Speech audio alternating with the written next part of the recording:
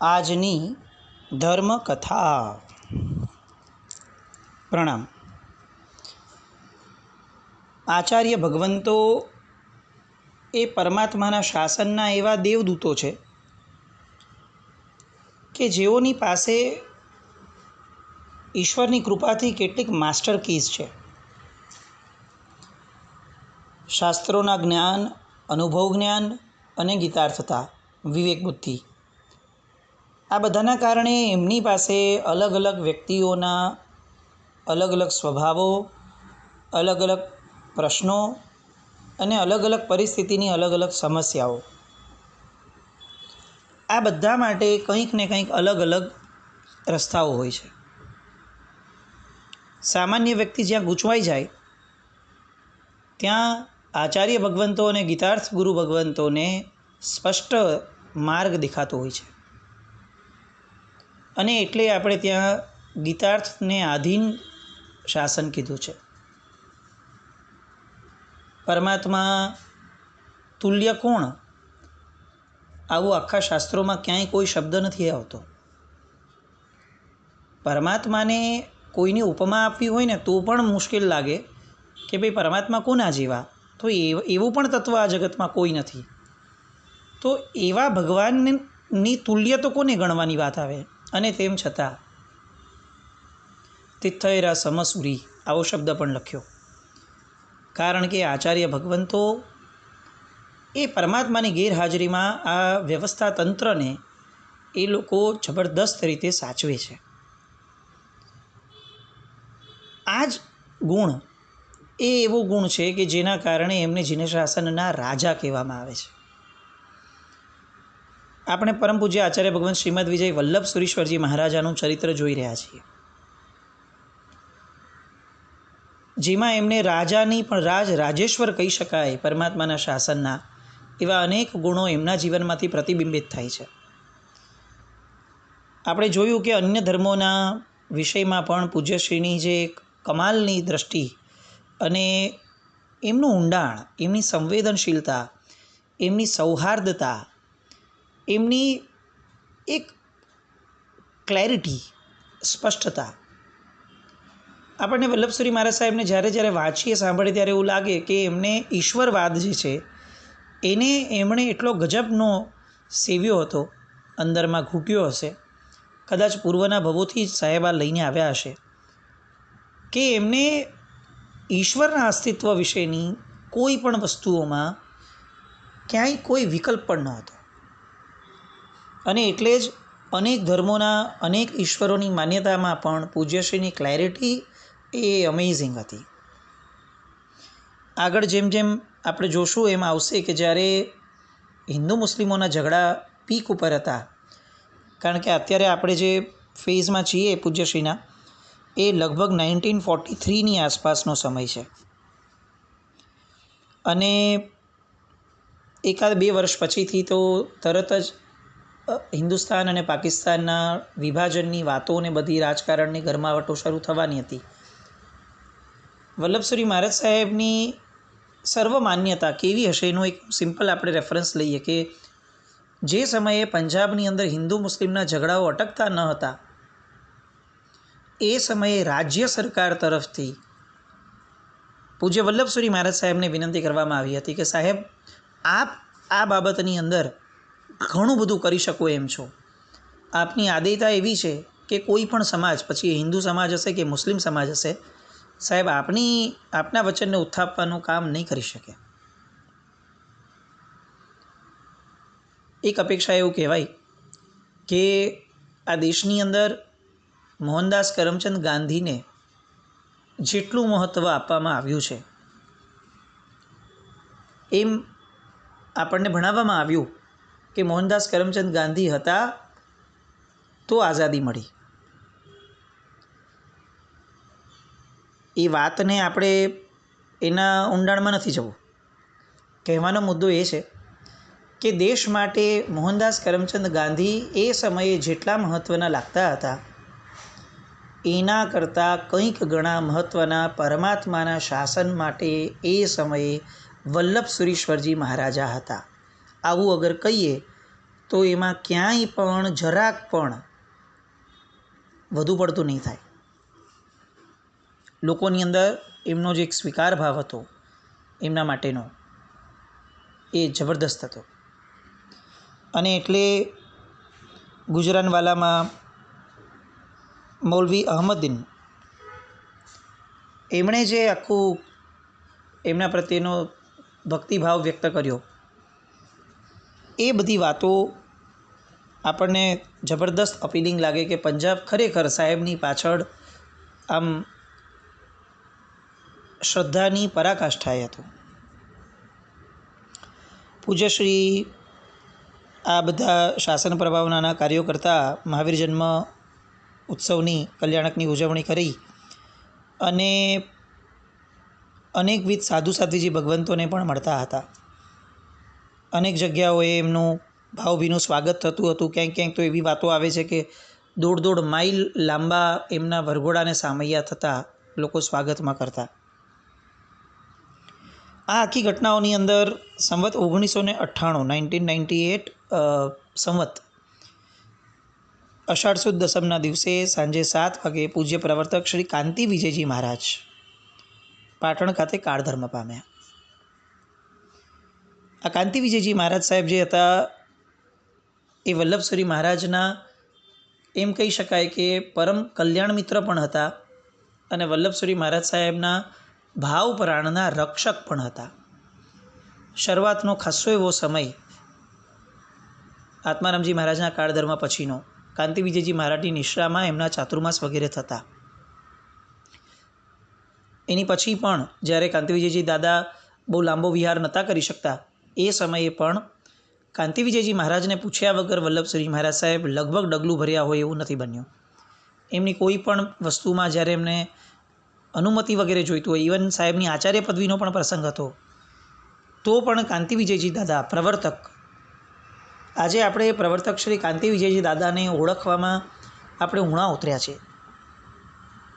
આપણે ઘણી બધી વાર બહુ જ પ્રભાવક અને પોપ્યુલર એવા મહાત્માઓના ગુણગાન ગાઈએ છીએ, એ આનંદનો વિષય છે.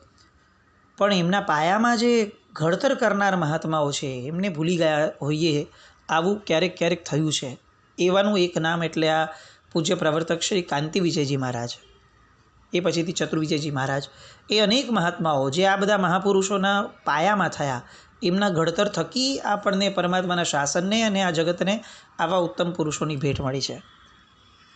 એટલે સાહેબે ખૂબ એમની માટે ભાવ હતો એ વ્યક્ત કરતાં કહ્યું કે મારા માટે તો આ ગુરુ ભગવંતે વયોવૃદ્ધ, જ્ઞાનવૃદ્ધ અને સાચા માર્ગદર્શક હતા.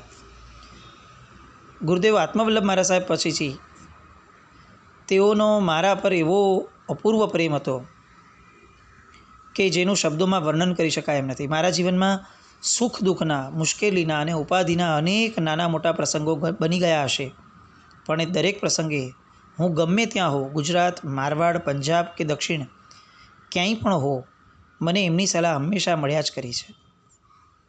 મહાવીર જૈન વિદ્યાલયની સ્થાપનામાં પણ આ કાંતિ વિજયજી મહારાજ પ્રવર્તકશ્રીનો અનન્ય હિસ્સો હતો.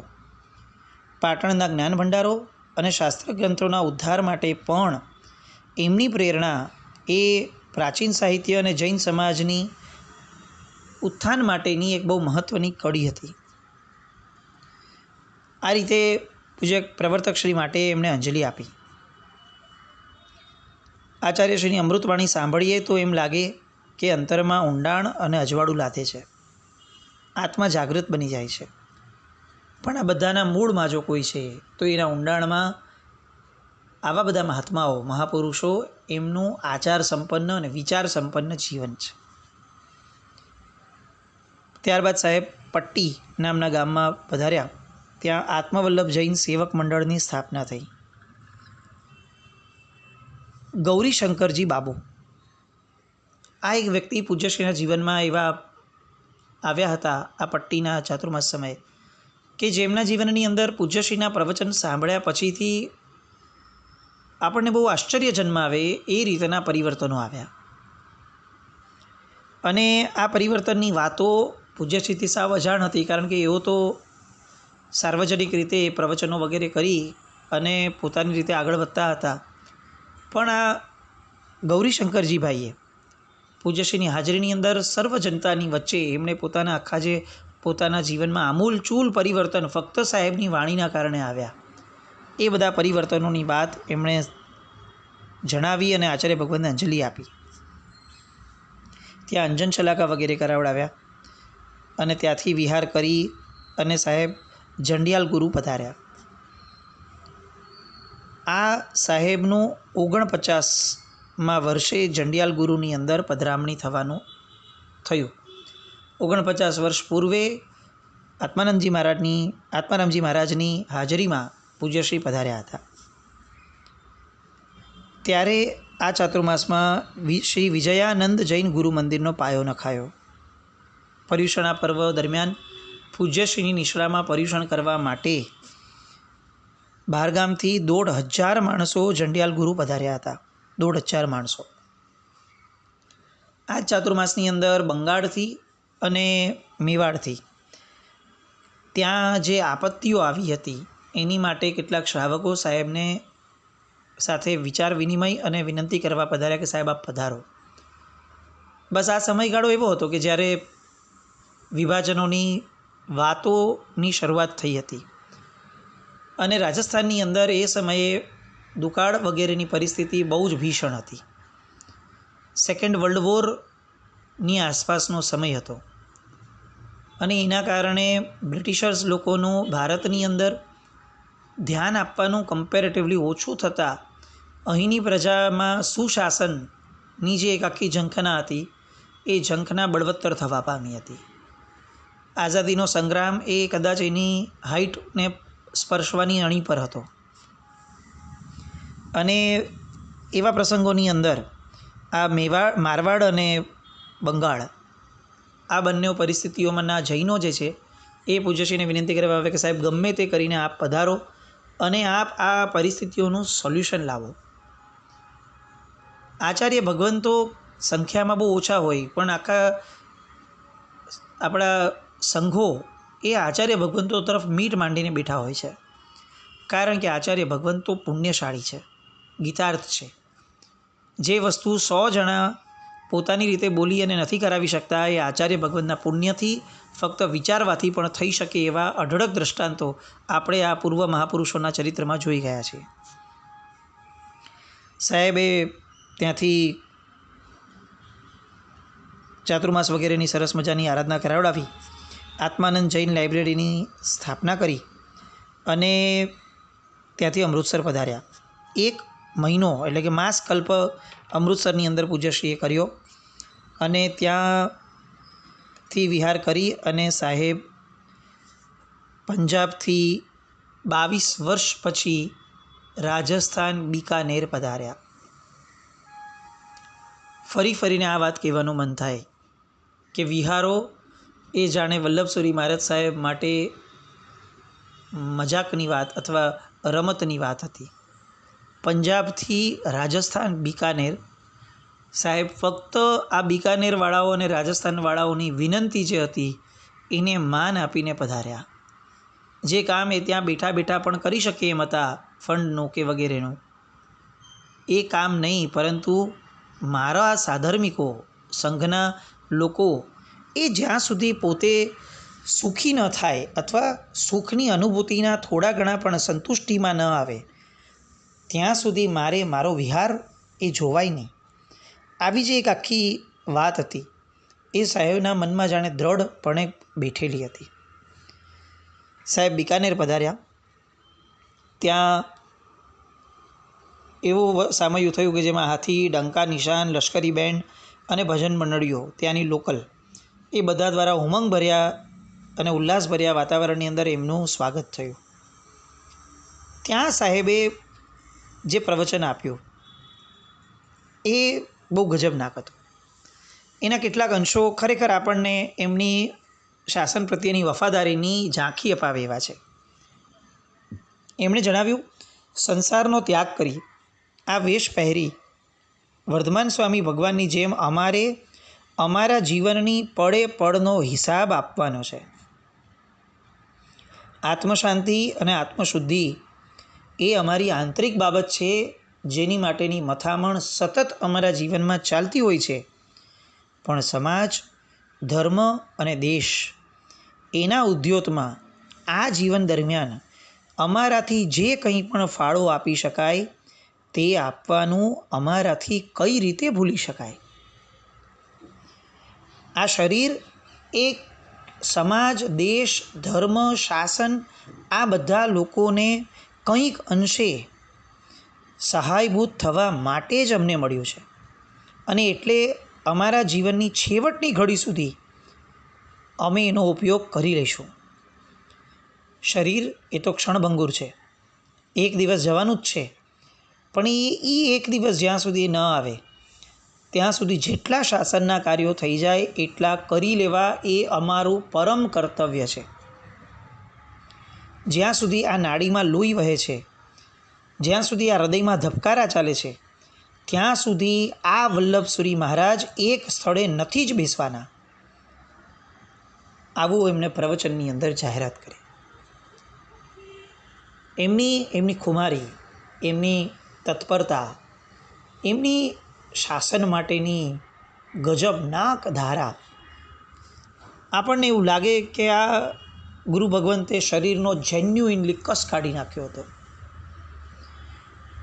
બિકાનેરમાં સાહેબની ચાતુર્માસની અંદર ભગવતી સૂત્રની વાંચનાઓ થઈ અને ત્યારબાદ વડોદરાથી લગભગ 400 જેટલા વ્યક્તિઓ સાહેબના દર્શન કરવા માટે ખાસ પધાર્યા હતા. વરકાણા જવા માટે સાહેબે ત્યાંથી વિહાર શરૂ કર્યો અને ત્યારે વરકાણાના પ્રસંગની અંદર પંજાબથી 400 જેટલા ભાઈ બહેનો અને હિન્દભરમાંથી ભક્ત સમુદાય આ પ્રસંગે બહુ મોટી સંખ્યામાં હાજર રહ્યો હતો. ત્યાં સાહેબે રાત્રિ પ્રવચનો જાહેરમાં પણ કર્યા હતા, કારણ કે અજૈન વર્ગ બહુ જ મોટો સાહેબના વચનો સાંભળવા લાલાયિત હતો.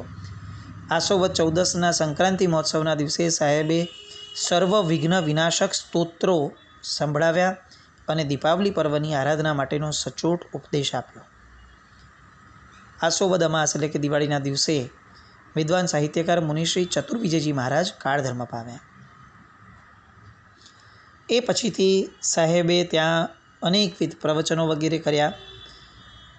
અનેક લોકોના જે ચતુર્વિજયજી મહારાજ સાહેબ નિમિત્તે પત્રો વગેરે આવ્યા હતા, એમના સાહેબે પત્રો વગેરેને ઝીલ્યા અને આગળ જતાં સાહેબે ઘણી બધી જગ્યાઓએ અનેકવિધ મંડળો, અનેકવિધ સંસ્થાઓની સ્થાપના કરવાનું સાહેબ દ્વારા થયું. સાહેબનો વિચાર બહુ ક્લિયર હતો કે સમય પલટાઈ રહ્યો છે, દ્રવ્ય, ક્ષેત્ર, કાળ અને ભાવની અસર વ્યાપક થઈ રહી છે. આ બીજો વર્લ્ડ વોર જે ચાલુ હતો એ લડાઈની ભીષણતા, મોંઘવારી, બેકારી આ બધા પ્રશ્નોના કારણે સમાજના નૈતિક જીવન ઉપર વ્યાપક અસર થઈ રહી છે. લોકોની નૈતિકતા દિવસે ને દિવસે ભાંગતી જાય છે. આવા સમયમાં જૈન સમાજની સંસ્થાઓ, મંદિરો, ઉપાશ્રયો, સાધુ સાધ્વીઓ એમ જ બીજા ઉપયોગી અંગોની સંભાળ કોણ લેશે એ આપણે વિચારતા થવું જ પડશે. કરોડો રૂપિયા કમાવવાથી અથવા લાખો રૂપિયા જમા કરીને સેવિંગ્સ કરવાથી જીવનની સાર્થકતા થતી નથી. જીવનની સાર્થકતા એ પારકાઓ માટે, સમાજ માટે, દેશ માટે અને ધર્મ માટે તમે શું કર્યું છે એના દ્વારા નક્કી થાય છે. જે ક્ષણે આ દેહ બધું જ અહીંયા મૂકીને જશે એ ક્ષણે આ જ પરોપકારની ભાવનાઓ સાથે આવવાની છે. મારી આ ભાવના છે કે જગતના સર્વ જીવો સુખી થાય, સર્વોનું કલ્યાણ થાય અને એની માટે કમસે કમ આપણા જૈનોના હૃદયની અંદર આ ભાવના અને પરાર્થકરણની ઉત્કટતા એના દ્વારા એમનું હૃદય પ્રદીપ્ત થાય. આવી ધારા ઘણી બધી જગ્યાઓએ પ્રવચન દ્વારા પૂજ્ય વલ્લભસુરી મહારાજ સાહેબે વહાવી. એ સમયે સાહેબનું ઓપરેશન પણ કરાવવાનું થયું. જે દિવસે ઓપરેશન થયું એના બીજે જ દિવસે સાહેબે આરામ લીધા વિના વિહાર કરી અને ફરીથી રાજસ્થાનથી સાહેબ પાલીતાણાની યાત્રાનો વિચાર નક્કી કરી અને પંજાબ માટે નીકળ્યા. વિહાર ક્યાં થાય, કેવા થાય, આ વિહાર શબ્દ આવે ને ત્યારે આપણને ખરેખર વલ્લભશ્રી મહારાજ યાદ આવવા જોઈએ. એટલો વિહાર. આ બધી વાતોના આદર્શો લઈ અને આપણને ખરેખર એવું થાય કે પરાર્થકરણનો ભાવ જે પૂજ્યશ્રી આપણા બધા માટે મૂકીને ગયા છે એને અત્યારે ઉજાગર કરવાના દિવસો પણ છે. કોવિડની સેકન્ડ વેવ છે. આપણે બધા જેટલે અંશે પણ આપણા ભાઈઓ, પછી આપણા જૈન ભાઈઓ છે પ્રાયોરિટીમાં, એ પછીથી જગતના પણ કેટલા બધા લોકો જે આર્થિક રીતે સંકળામણ અનુભવી રહ્યા છીએ લોકડાઉન વગેરેના કારણે, એ બધા માટે આપણે જેટલા સહાયભૂત થઈ શકીએ એ વલ્લભશ્રી મહારાજને ગમશે. અને પહેલાં પણ એકવાર આપણે આ વાત લીધી હતી. સ્વામિનારાયણ સંપ્રદાયની અંદર બાળકોને નાનપણથી એક વસ્તુ શીખવાડવામાં આવે કે તું ઘરમાં આવી રીતે શાંતિથી બેસીશ ને તો પ્રમુખ બાપાને ગમશે, પ્રમુખ બાપા રાજી થશે, સ્વામિનારાયણ ભગવાન રાજી થશે. અને એમ કરીને બાળકોના લેવલથી એક આ સંસ્કાર પાડવામાં આવે કે તમે આવા સારા કામ કરશો અથવા સારા બનશો ને તો સ્વામિનારાયણ ભગવાન રાજી થશે. એટલો મીઠો અને સરસ મજાનો આ પ્રયત્ન લાગે આપણને. આ ક્ષણે તો એવું કહેવાનું મન થાય કે આપણે જેટલા પરાર્થકરણના કાર્યમાં જોડાશું, જેટલા આપણે આજના સમાજને ઉન્નત કરવાના પ્રયાસોમાં જોડાશું, એટલા વલ્લભશ્રી મહારાજ રાજી થશે. બસ આ વલ્લભશ્રી મહારાજ સાહેબ રાજી થાય અને આપણા પર એમની કૃપા વરસાવે, એની માટે આપણા જીવનમાં આપણે જે કરી શકીએ એ કરવા માટે અગ્રશીલ બનીએ. સાહેબની બીજી બધી વાતો 1943 આસપાસની, હવેથી જે 45ની આસપાસ પંજાબમાં ભાગલા પડવાના છે જે, અને એનો જે આખો પૂર્વ ભૂમિકાનો ફેઝ છે, એ બધી વાતો આવતીકાલે જોઈએ. જીના આજ્ઞા વિરુદ્ધ કંઈ પણ બોલાયું હોય તો મિચ્છામિ દુક્કડમ જૈનમ જયતિ શાસનમ.